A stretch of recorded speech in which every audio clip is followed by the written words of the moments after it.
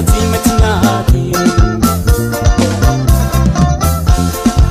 Pentonga o baba rusadi famata mangati Beti ya velu puwa misai kumangata kanambati Efa vita nifasa sana Ni velu mana kwaru sana Ni malay mengurenga pangati sa aso Tingay na fatima tinati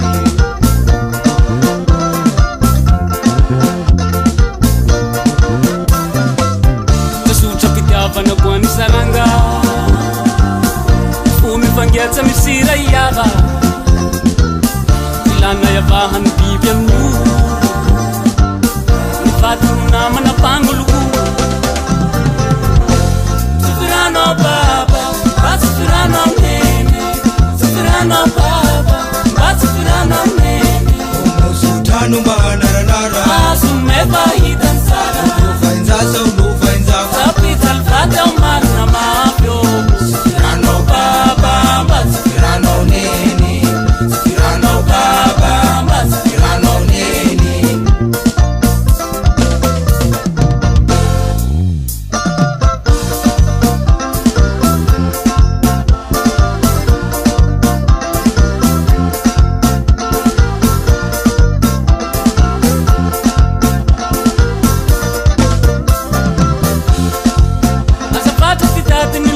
Ngema ngatinge Banavuru kutenwa nana ni rais kutandike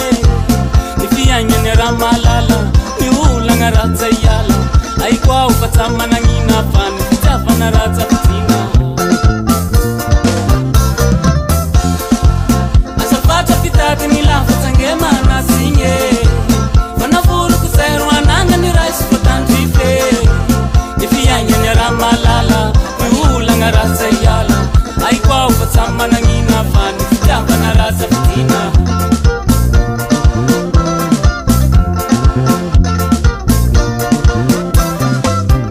Siandoroluwa fusaini arena Kaasa tenova na tinda sulenga Zafefi pitava na nita banana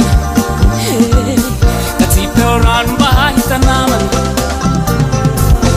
Sufirano baba, bat sufirano nene Sufirano baba, bat sufirano nene Omo sultanu ba nara nara Asumeva hidan sara Ufainza sa ufainza Capital fata umana mafyo Sufirano baba, bat Sufirano nene Sufirano baba baba Sufirano nene Singomo milaso pango sambasaso Singo hanamati kuwasa mtanga Fani Ibafongo na yari Ibafongo na yari sabi Anasanya nini yabe Ibafongo no raya mande Singomo milaso pango sambasaso Singo hanamati kuwasa mtanga Fani Ibafongo na yari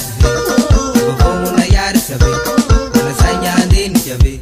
Ibafongo no raya mande Sufirano baba, bat sufirano nene